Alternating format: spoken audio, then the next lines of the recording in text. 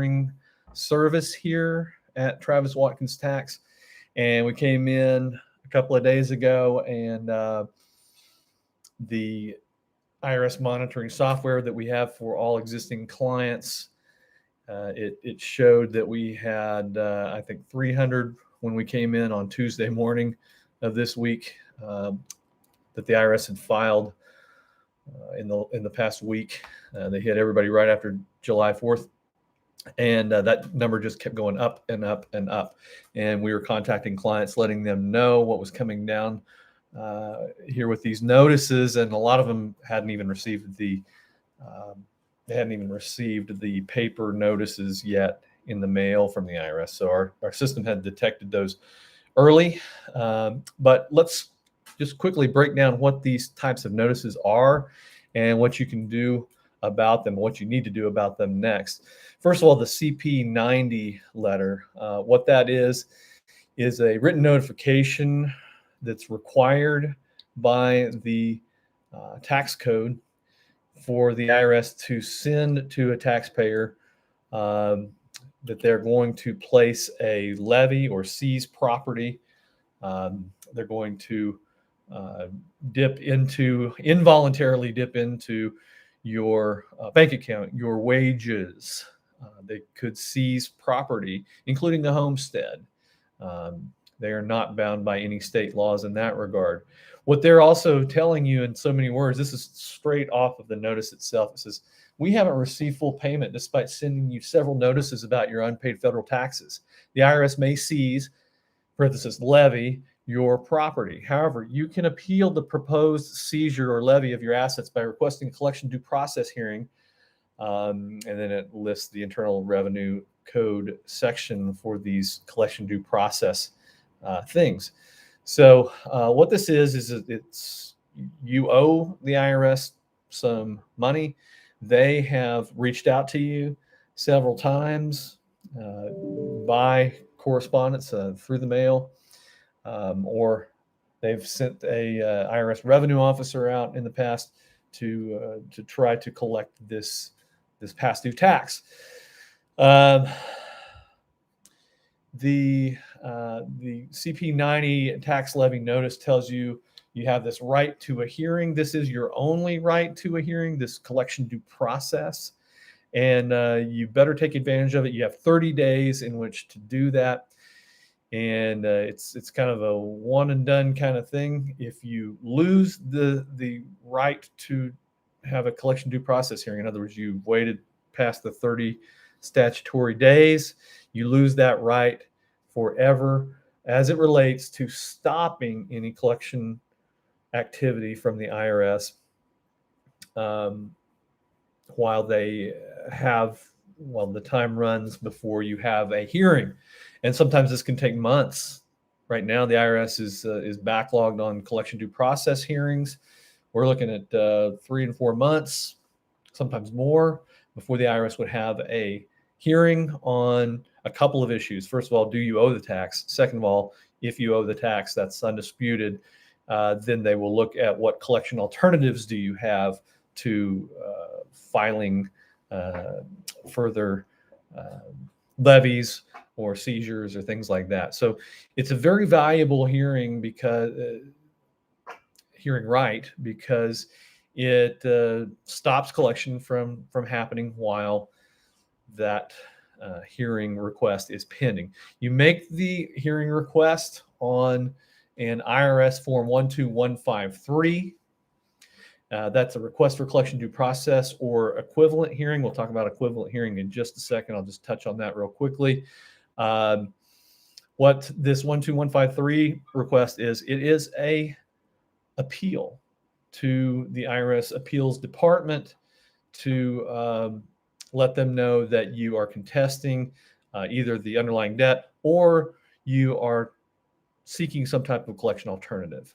It has a section in 12153 where they ask you to let them know what the reasons for this are. They want to know, let's see here.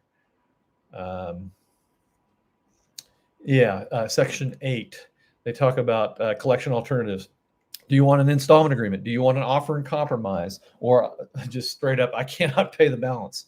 Um, or if it, as it relates to a lien, that's another thing that the IRS can do with CP90. If you received one of those things in the last few days or ever, um, then they're letting you know that they're going to put a lien on your property. You can contest that or ask for a collection alternative on that through this 12153 letter as well. They want to know, do you want a subordination, a discharge, or a withdrawal? I would suggest, and what we do here at my office is we check all the boxes that are that are on the form, all the above. Keep in mind, this is an appeals hearing, as I mentioned. So this is your one shot, and your best bet is to definitely come up with all the reasons and all the possibilities that you can think of to try to keep the IRS out of your bank account, your wages, etc. All right, so that's in a nutshell, that's CP90, that's Form 12153, the request for collection due process. It also asks for, it also talks about an equivalency hearing. And what that is simply, it's this exact same type of a hearing as the collection due process hearing, just goes by a different name. The substance is the exact same. The only difference is that if you ask for a collection due process hearing after those 30 days that they've allowed you in the CP90 and CP91 letters, then they will consider it an equivalency hearing. What does that mean? Why does it matter? Who cares? They're the same hearing. The reason is there would be no suspension of a some type of collection action, levy, lien, etc., while the request for the hearing takes place. It's within their discretion to stop collection during that period of time, 4, 5, 6+ months. So you can probably imagine how they exercise their discretion whether or not to stop collection. I will tell you, most of the time they will not stop collection while waiting for this equivalency hearing if you miss that 30-day window to ask for it and get a stay, stopping of collection as of right. All right, now let's move on to the CP91 notice. What CP91 is, again, you owe the IRS money, or they think that you do. They believe that they've sent you plenty of other correspondence in the past and you've left that undone.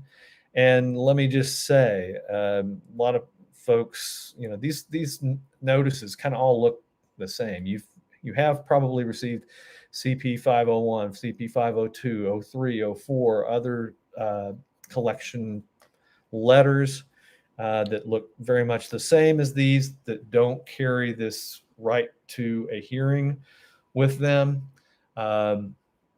But that's fairly common right now because the IRS sent out a bunch of notices really like 12 months ago. They were hot and heavy on this. And really in 2022, they just have kind of trailed off on that, quite honestly, while they've been busy with other things.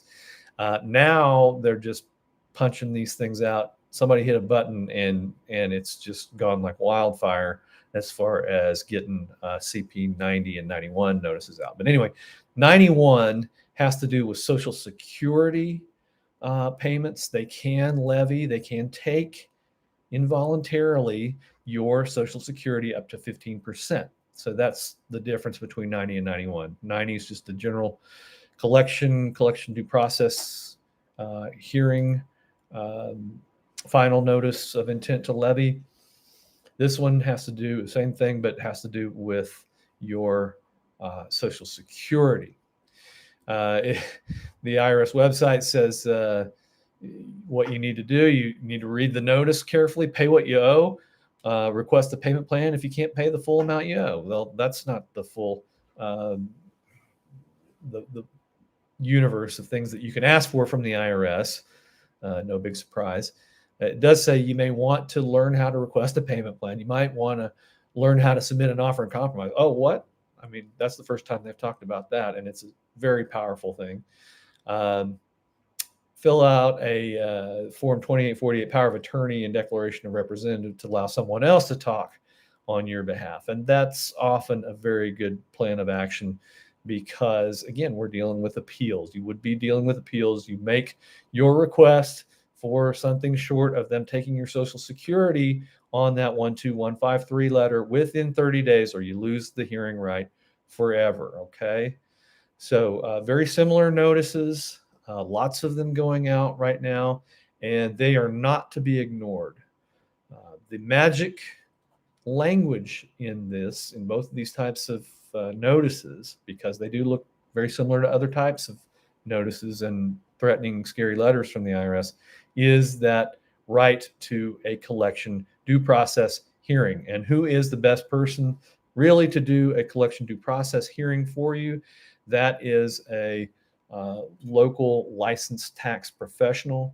Uh, my firm has tax attorneys. We have other licensed tax professionals, enrolled agents, CPAs. They also have the right to step in here, file that 12153 on your behalf, keep them, the IRS, at bay until they have that hearing, and also to put your best foot forward at that hearing. And most of the time, right now, given the state of the IRS as it is, your best bet after you make that 12153 request is to get started or start again doing the 433 collection statement that all things that the IRS collection remedy wise run off of.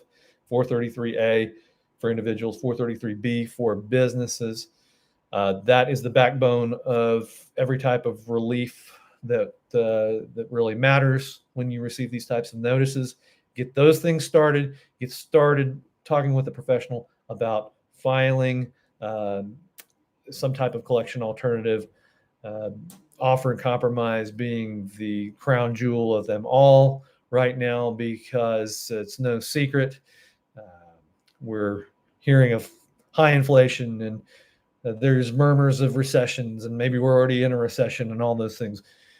Use a licensed tax professional to use all those things in our current financial environment to your benefit by hiring them to not only request the hearing, but also take that next step in filing this type of collection alternative for you. If you would like some help from us, the number is 844-958-1178. You can also look up watkinspodcast.com. This will all eventually end up in our recurring podcasts.